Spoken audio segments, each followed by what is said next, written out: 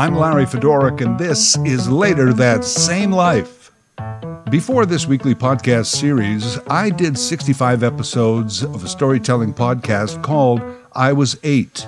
In 2021, that podcast won the Canadian Podcast Award for Best Personal Series. Since then, I've been doing this weekly series, Later That Same Life. And recently, this podcast received 4 Canadian Podcast Award nominations: Outstanding Personal Series, Outstanding Society and Culture Series, Outstanding Debut of a Series, and a People's Choice nom. Awards will be handed out in about a month. It's true, it is a thrill just to be nominated, and I want to express my sincere gratitude for your support. If you are a member of the Canadian Podcast Awards, please vote. And if not, again, thanks for supporting this podcast with your clicks, downloads, and listens. Also, thanks for this brief moment of self-indulgence. So now let's get on with the debut episode of Season 6, Later That Same Life. Season 6, Chapter 1. Why is it now, in this moment, that you think Canadians should trust you in Hockey Canada and senior management? Today's episode, the organization known as Hockey Canada. More precisely, the deep shame that is Hockey Canada. Due to recent revelations, some of you may be hearing about Hockey Canada for the first time.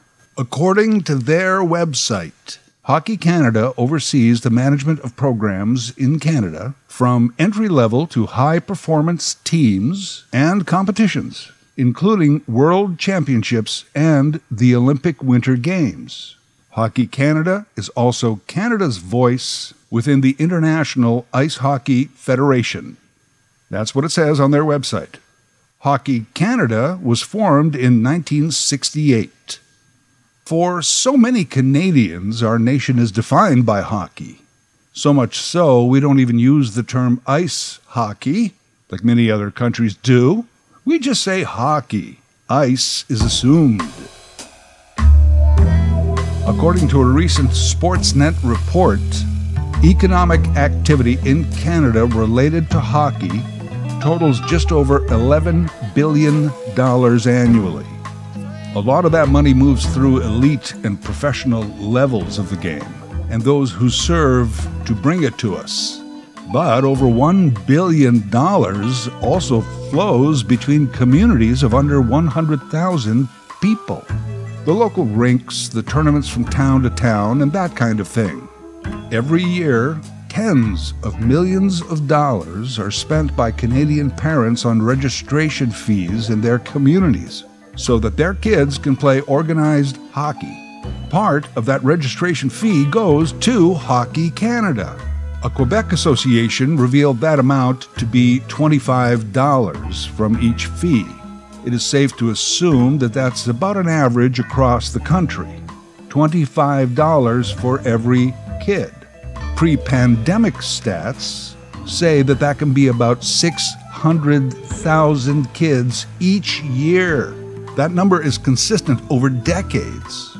Even to look at 600,000 kids per year over, say, 20 years at $25 each time, that's a lot of money that goes to Hockey Canada. Allegedly, they say, for insurance. Hockey Canada also receives millions annually from corporate sponsors, monies from fundraisers and ticket sales. And on top of all that, they get federal government and in some cases provincial government funding. During this most recent controversy, it was revealed that Hockey Canada received $14 million from the feds in the last 2 years alone. Extrapolating directly from Hockey Canada's graphs on their own website, if federal funding amounts to about 12% of their annual intake, then Hockey Canada takes in well over $100 million every year. What do they do with that money? Again, according to their own website, 30% is spent on operations. Operations? What does that mean? Well, running the business. Ergo, about a third of their money goes to fat cat salaries, expensive offices, expense accounts, and so on and so forth. 30% of their money is spent on operations. Well, let's look down the list. What do they spend on programs? 7%. Information services, 2%. All of this translates to me as an organization that pays themselves very well to do very little. Hockey Canada has enjoyed their little beau monde, their aristocratic puckdom, for over 5 decades. And here's how this has all come into question lately. Thanks to investigative journalism, it was revealed that Hockey Canada paid off a woman who claimed she was sexually assaulted in 2018 in London, Ontario by no less than 8 members of Canada's elite World Junior team, world champions, gold medalists that year. Each member of that team had already signed some sort of professional contract. It was revealed in May of this year that Hockey Canada settled with the woman in question for just over $3 million. The first question that came up, and by the way, it was the wrong first question to ask, but nevertheless, did Hockey Canada use some of the $14 million federal COVID dollars to pay off a sexual abuse victim? And by pay off, of course, we mean to silence the victim, use the money to make the story go away. Well, the opposite happened. Executives at Hockey Canada were called to a special parliamentary committee meeting in Ottawa to answer questions. Why is it now, in this moment, that you think Canadians should trust you in Hockey Canada and senior management? Did you do this? Can you explain your monies? Their responses were less than stellar. I can't answer that. I apologize. I don't know for sure, but I can tell you that because of the incomplete report, there is not much more that we have to offer in terms of information along those lines. High-paid executives in expensive suits without the basic knowledge of how all their private and public funds are spent. There is not much more that we have to offer in terms of information along those lines. Well, of course, they knew. Within days, the minister responsible froze the federal funding for Hockey Canada. That was around mid to late June. Major sponsors could not withdraw their funding fast enough. They don't want to be associated with that. Some of the provincial funding has also been withheld. And certain hockey associations have said they will not send that $25 per child to Hockey Canada. The $25, they say, is used for insurance. As a matter of fact, Hockey Canada did not use federal funds to pay off a sexual assault victim. Not technically. They in fact created a fund as high as $15 million made up from the registration fees that moms and dads across Canada paid to get their kids into this expensive game. It was an emergency fund, a slush fund, separate from any insurance or any transparent account. Semi-secret $15 million cash box. All there to make sexual assault stories just go away. Sexual assault stories related to the game of hockey and any players under their jurisdiction, to make them go away. Since 1989, Hockey Canada has received over 20 sexual assault complaints and have paid out almost $10 million. Most of that, they claim, was related to the serial abuser, the infamous Graham James. Additionally, they settled another 12 sexual misconduct cases through their regular insurance. That total about $1.3 million. This is the insurance that parents and guardians thought they were paying into to help guarantee the safety of their child, and not to pay off sexual assault victims. And again, to emphasize, a lot of the family's monies didn't even go into the formal insurance. They went into the slush fund. That was to be used as an off-the-record insurance policy, a policy to silence the victims. Slush fund. Let's not call it anything else. Millions of dollars from family savings that families thought were put towards children's hockey.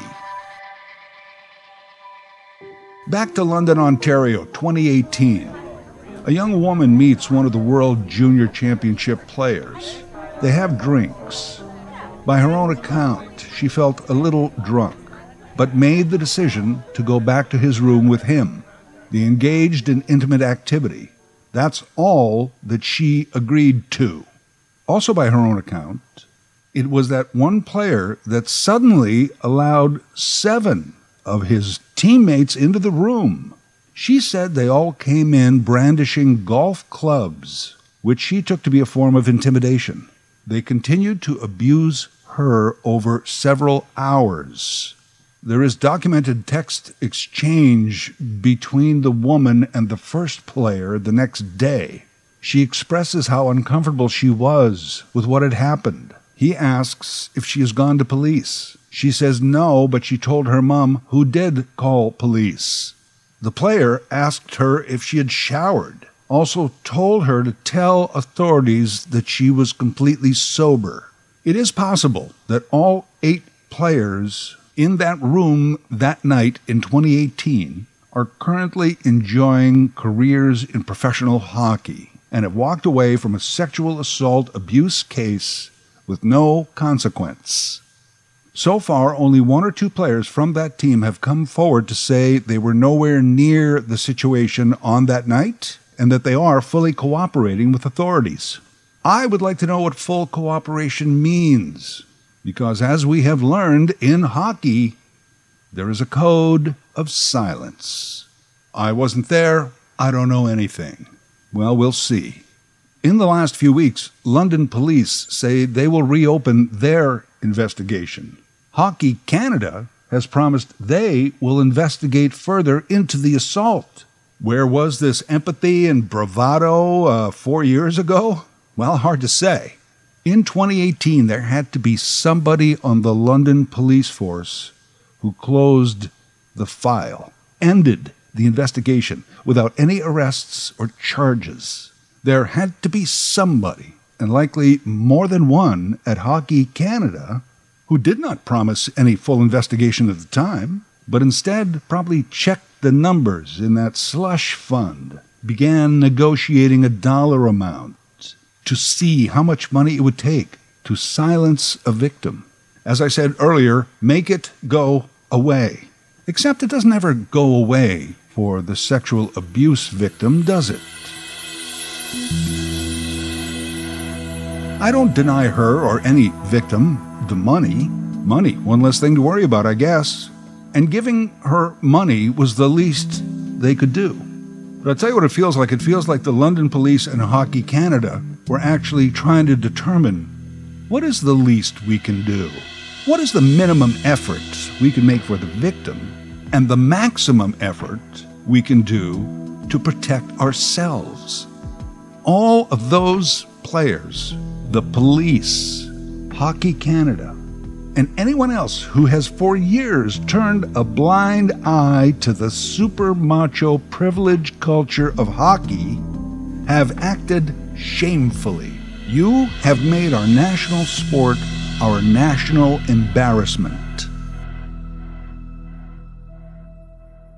I want to add Sport Canada to that list. They are culpable. Sport Canada approves and provides the funding for many sports organizations in this country, including Hockey Canada. Apparently, after that, they do little else. There's no follow-up or due diligence. I'm not the only one who has accused Sport Canada of not doing their job. They write checks to Hockey Canada. Let's say it's to help promote development and youth and inclusion in our game. But then they don't really check afterward to see if that's what the money was spent on. Look also at the mess with Gymnastics Canada, GymCan. where it took hundreds of young women and girls signing a petition just to bring attention to decades of physical and sexual abuse in that activity. Sport Canada and groups like Hockey Canada, they're the first to wave the flag when Canada wins Olympic gold or a world championship. But oh, how quickly they hide in the shadows with their lawyers when people themselves have to come forward and say the system let us down. There needs to be new leadership within Hockey Canada. Will you do that? Will you step down? Needless to say that many are calling for a complete reboot of Hockey Canada. Executives were called back to Ottawa for a second round of questioning, but this time their tactic went to ass covering. Hockey Canada is on a journey to change the culture of our sport and to make it safer and more inclusive. We have started a complete investigation of the 2018 incident. Yeah, because you got caught doing the wrong thing the last time. Hey, do we let criminals just investigate themselves and then report back to police? No, not usually. Why would we trust Hockey Canada to investigate themselves? Hockey Canada also took a "we promise to do better next time" approach. They expect those representing our national sport to do better. We own it, and we will do better. This is also difficult to believe. Many people called for the resignation of the Hockey Canada president, Scott Smith. Of course, Smith disagreed. I do believe that I have the support of our board and our membership, and I want to be held accountable to take Hockey Canada to a better place. Well, Scott, you've been president since 2017. This all happened on your watch. And at this point, you don't even have the common decency to fall on your own sword. Well, it is hard to give up that cushy job, I guess. At the World Championships in 2010 and 2011, Canada won silver, losing to the U.S. and to Russia, respectively. The next year, they won bronze. The following 2 years, they failed to finish in the medal round. Remember this? There was a mild panic across the nation as to the state of our game. Hockey minds gathered, including deep thinker Wayne Gretzky. They wanted to discuss the best way for us to regain our dominance in the sport, especially at the major junior level, the game that feeds the pros. A lot of time and energy and money went into this effort. So now that any time we play internationally, we expect gold. Anything else is hailed as a disappointment. Yet, we have never, until possibly now, concentrated on improving the character of the individuals who play the game. It's always been about improving the hockey skills, and never about the life skills. Let's look at why most parents sign their kids up for hockey. Well, the physical activity, sure. But I think that most parents feel the added benefits will be that this will help my child build social skills and self-esteem, learn the importance of teamwork, camaraderie, and sportsmanship. I think that at many community arenas and entry-level organizations that this is exactly what does go on. But in so many places, the opposite seems to be happening. How else can you explain a culture where a young man would think it's okay to invite 7 of his friends to a sexual assault on a woman he just met, and for 7 other players to think, yeah, this is okay, I'll join in? For decades, many people have been trying to have the uncomfortable conversations surrounding hockey, the hazing, the bullying, the racism, the sexual misconduct, and the code of silence that covers it all. I've heard stories of young children being told by their hockey coach, what happens in the dressing room stays in the dressing room. The hazing ritual of urinating on another player is actually called a hockey shower. Gang sexual activity that is video recorded and then shared among the players is often thought of as an initiation into elite junior hockey. And does that sex have to be consensual? Well, apparently not. This is a white privilege rich man's game. It promotes physical aggression, unnecessary hitting, and it's the only professional game that allows players to take a break for fist fighting without any real major consequence. Oh, and try and argue against fighting in hockey sometimes. You get major pushback. If you are, say, Hockey Canada, and your mission statement, your stated goal, is to oversee all of hockey, from the moment your young child goes out on the ice skating on their ankles to the moment they win the World Championships, if you want to oversee all of those years in sport, then you must do better. Hockey Canada cannot be fixed. It's time to blow it up and start over again. No executives who work there now should ever be associated with hockey again. Sport Canada has to be put under a microscope and revamped. London police need to be investigated by a larger police force. And I would like to see at least 8 arrests with charges from the 2018 incident. Parents and the local organizations need to continue to speak up. This is not the game we signed up for. Culture change is never easy, but hockey culture in Canada needs to change large and ASAP.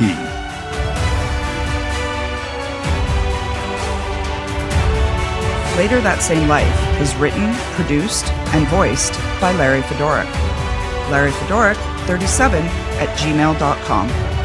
Subscribe to Larry's podcast YouTube channel. Get automatic notifications with each new episode.